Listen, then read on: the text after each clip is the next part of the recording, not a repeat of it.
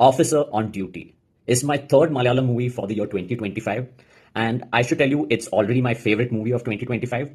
And take this from me in writing that Officer on Duty is going to be one of the best 10 Malayalam movies of 2025 at the end of the year. Without any further ado, just like the movie, I want to keep this review very fast paced, sleek, short, and crisp. Menon rating for Officer on Duty is 8 out of 10. And the reason why this rating is warranted is because, firstly, I'm in love with Officer on Duty's editing. And it's edited by Kunchako again. Like, there is no unwanted scene in the entire movie, barring maybe a couple of scenes in the second half.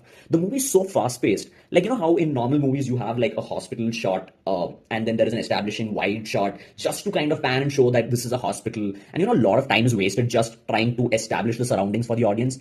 In this movie, I feel like there's not even 1 second that is wasted in establishing a particular situation, and the shots are so crisp that even like me looking at my watch to check the time kind of made me miss a few important details in a particular scene. That is how fast this movie is, how intriguing, and like there's so many things happening every second of the movie. Now, coming to the acting, I think this is Boban's best 3 performances of his entire career. Now, we've never seen Boban in a character like this, because this character is ruthless. He can be called a male chauvinist, but the way he pulls out the character, because he's always had his chocolate boy image for the longest time, and then he started doing comedies, and I would say this movie is definitely something I fell in love with his acting.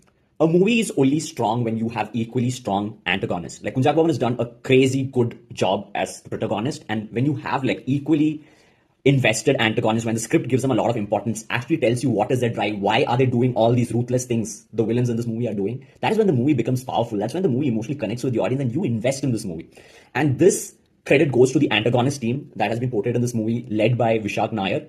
He has done a career best performance as the villain of this movie, and so has all of his gang members who are very, very important to driving this narrative, right? Because there are girls also in this gang that actually take part in the action sequences, and it was a joy to watch. Thirdly, the most important factor, the reason why I had so much expectation from this movie to start with before when I walked into the theater, is Shahi Kapoor, the scriptwriter of this movie. He has previously done 3 cop movies, 2 as scriptwriters for Joseph and Nayattu, which are some of my favorite Malayalam movies, and then thirdly, Elevira Punchara, which is also a cop-based movie which he himself directed. And all 3 of these cop movies that he's made, himself being a cop or a police officer in his real life, I would say he's an equally or better script writer. Like, he conveys the intrinsic details of a cop's life, the emotional turmoil, the stress that they go through, and make us empathize with their life as well.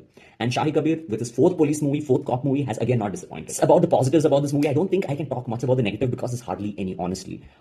There are, like some scenes in the second half which could have been done away with. The second half kind of lags a little bit in comparison to the first half, but I don't think any movie can be 100% perfect, right? And I think this movie gets to as perfect as it can get. So that's about Officer on Duty. If you don't watch this movie, it's a miss for you. Thank you.